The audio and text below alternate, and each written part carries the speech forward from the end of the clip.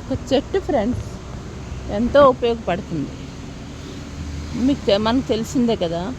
ఇప్పుడు ఒక చెట్టు అంటే కొన్ని చెట్లకి పళ్ళు పువ్వులు కాయవు, కేవలం చెట్టు రూపంగానే ఉంటుంది. కానీ ఆ చెట్టు మనకి ఏది ఇవ్వకపోయినా, పండు ఇవ్వకపోయినా, పువ్వు ఇవ్వకపోయినా నీడనిస్తుంది, గాలినిస్తుంది, ఆక్సిజన్ మనకు పెంచుతుంది, ఎన్నో విధాలుగా మనల్ని ఆదుకుంటుంది ఒక చెట్టు. అలాగే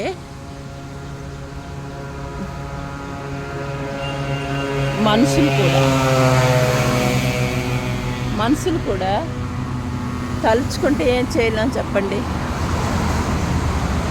దాన్ని మనిషిగా పుట్టి మచ్చగా మిగిలిపోయామని చెప్పి ఒక పాట ఉంది కదా, అది నిజమే.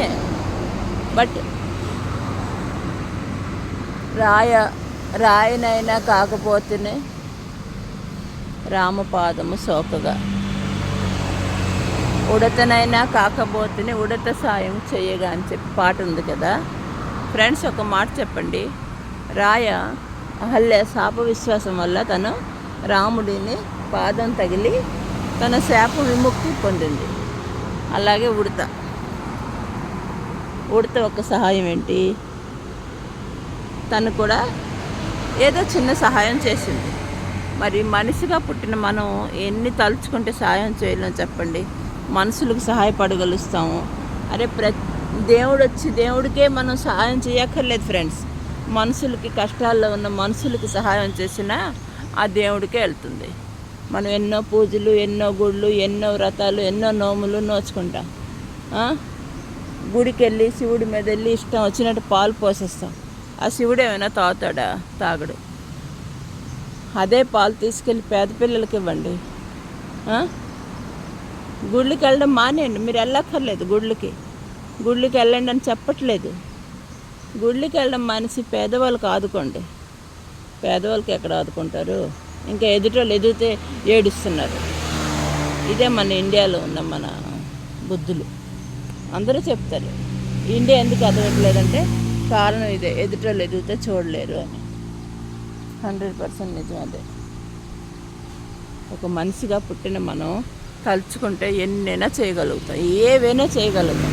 మచ్చగా మిగిలిపోయామంటే మిగిలిపోయాం. ఇప్పుడు ఏంటి, అది పేరు పట్టుకొని వెళ్ళిపోతామా మనం? మనిషిగా పుట్టిన మనం ఏదేదో చెయ్యాలా, మన కోసం చేయాలా, 10 మంది కోసం చేయాలా, ఎదుటోళ్ళు బాగుండాలని చేయాలా, ఎదుటోళ్ళు బాధల్లో ఉంటే, కష్టాల్లో ఉంటే వాళ్ళ కోసం ఆలోచించాలా. నా ఆలోచన విధానం ఎప్పుడు ఎలా ఉంటుందో తెలుసా? నా ఎదుటోళ్ళు ఆనందంగా ఉంటే వాళ్ళ జోలికి వెళ్ళను, బాధలో ఉంటే మాత్రం వాళ్ళు చెప్పకపోయినా వాళ్ళ గురించి మొక్కుతాను, ఎవరైనా కావచ్చు. అలాగే నేను ఎన్ని బాధల్లో ఉన్నా కూడాను ఎప్పుడూ నవ్వుతూ ఆనందంగానే ఉంటాను. ఎందుకో తెలుసా? బాధలు ఉన్నప్పుడే మనకి దేవుడు ఎక్కువ గుర్తొస్తాడు. అంతేకాదు, దేవుడిని ఎప్పుడు మొక్కాల, తప్పదు. కష్టాల్లోని సుఖాల్లోని హ్యాపీగా ఉన్నప్పుడు ఏ విషయంలో కూడాను దేవుడు లేనిదే మనం లేము. అది గుర్తుంచుకోండి. అరే మీకు తెలియదని కాదు చెప్తున్నా. దేవుడు లేడు, దేవుడు రాడు అంటామే ఫ్రెండ్స్. దేవుడు ఎంతమంది కోసం ఆదుకుంటాడు చెప్పండి. నేను పిలుస్తా, నువ్వు పిలుస్తా, వాళ్ళు పిలుస్తా, కోట్లాది మంది జనాలు పిలుస్తున్నప్పుడు కోట్లాది మంది మనుషులకి తిండికి లేక బాధపడతారు, డబ్బుండి సంతోషపడతారు. ప్రతి ఒక్కరూ దేవుడు పిలుస్తున్నప్పుడు మరి ఆ బాధలన్నీ దేవుడికేగా వెళ్ళేది. మరి దేవుడు ఎక్కడ ఆనందంగా ఉన్నాడు? ఎప్పుడు ఆనందంగా ఉంటాడు దేవుడు? ఎప్పుడూ ఉండలేడు. ఆయన ఎప్పుడూ ఉండలేడు, కానీ ఆనందంగా సంతోషంగా కనిపిస్తాడు. ఎందుకంటే ఆయన ఏడుస్తూ ఉంటే మనం వెళ్ళి దేవుడు ఎలా అడుగుతాం? అందుకే ఆయన బాధలు మనకి కనిపించవు. ప్రతి మనిషి పడుతున్న బాధ ఆ దేవుడికే వినిపించుకుంటారు.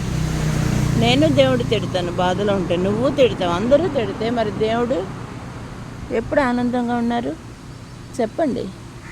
దేవుడు ఆనందంగా ఎప్పుడూ ఉండరు కూడా. అందుకే దేవుడు సంతోషంగా ఉన్నాడు, బాధల్లో లేడు, దేవుడు మనం పట్టించుకోవట్లేదని ఎప్పుడు అనద్దు. మనకు వీలైనంత వరకు మనకి ఎంత సహాయపడితే అంత సహాయం చేయాలి ఎదుటోళ్ళకి. మనుషులకి. అంతేగాని మనిషిగా పుట్టి మచ్చగా మిగిలిపోయి అనొద్దు. Good day, good morning.